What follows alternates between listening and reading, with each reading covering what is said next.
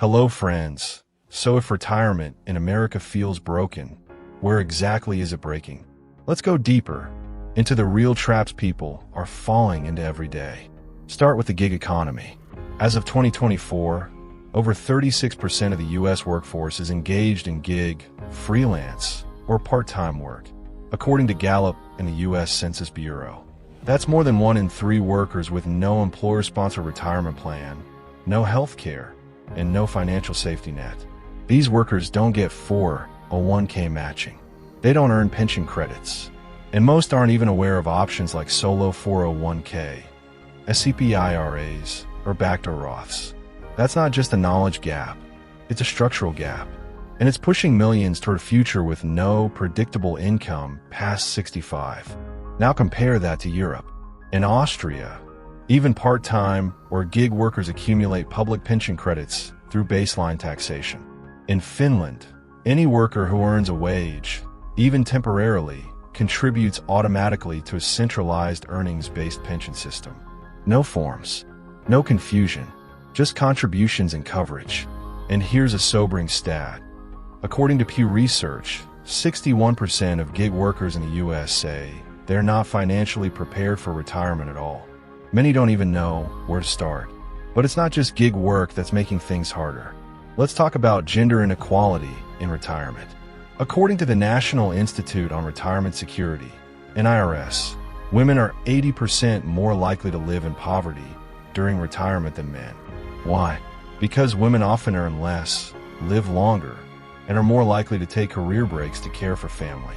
These breaks reduce contributions to Social Security and retirement accounts, leading to what experts call the retirement penalty for motherhood.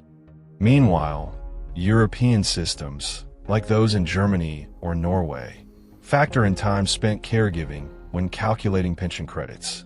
In France, women receive bonus credits for each child raised, easing the retirement gap. So again, it's not about effort, it's about equity. Now let's rewind to 2008. During the financial crash, retirement accounts tied to the stock market, especially 401ks, lost 30 to 50% of their value, based on data from Fidelity and Vanguard. Many people nearing retirement had to delay or completely abandon their plans. But European retirees? They saw no disruption in monthly pension payouts. That's the power of defined benefit systems that aren't tethered to Wall Street. Let's revisit our mentor mindset now. We've diagnosed the structural problem. What's the treatment? You won't fix the system alone, but you can outsmart it. Step 1. Automate your savings. Even if it's just 5% of your monthly income. Use autopilot tools. Set it and forget it. Because consistency beats complexity every time. Step 2. Diversify beyond the 401k. Look into a Roth IRA if you qualify. If you're self-employed, consider a SEP IRA or solo 401k. Use HSAs as triple tax-advantaged long-term tools. Step 3. Know your risk tolerance. Don't gamble in your 50s trying to make up for lost time. Stick to index funds, bonds, or target date funds. The best portfolios are boring, but they work. Step 4. Get financially literate. Use tools like investor.gov, NerdWallet, or Bogleheads. You don't need to become an economist, just financially aware. Step 5. Demand more. Vote for policies that expand retirement access. Push for universal financial literacy programs in high schools. Support portable retirement plans for gig workers. Change doesn't happen overnight, but it starts with pressure. And let's not forget healthcare planning. According to Fidelity's 2024 estimate, a retired American couple will need $315,000 to cover healthcare expenses. That's a second mortgage on your future. Start building a health savings account, HSA, while you're young and healthy. It's the only account that's tax-deductible, tax-deferred, and tax-free on withdrawals when used for qualified medical expenses. Now let's bring in some wisdom.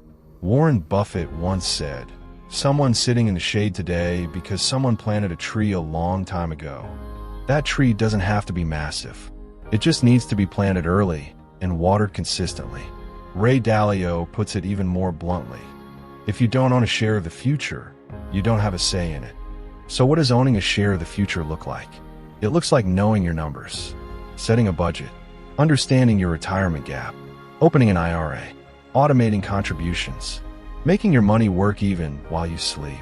And it looks like resilience, because the system won't fix itself tomorrow. Let's end with a case study that proves it's possible. Josefa, a housekeeper in Chicago, earned under $30,000 a year for most of her life. She didn't have a 401k, but she opened a Roth IRA in her 40s. She contributed just $150 per month for 20 years. Today, at 62, she's got over $85,000 in retirement savings, tax-free. Not enough to retire on, but enough to breathe. Enough to supplement Social Security. Enough to buy choices. She didn't beat the system, but she bent it just enough to make it work. And you can too. Let's wrap this up like a mentor would, with truth and clarity. No system will save you, but you can still save yourself. So ask yourself, am I acting like retirement is optional or like survival? Am I building daily habits or betting on a windfall? Am I playing the long game or reacting out of panic? Because the future isn't an accident. It's a build. Start yours today.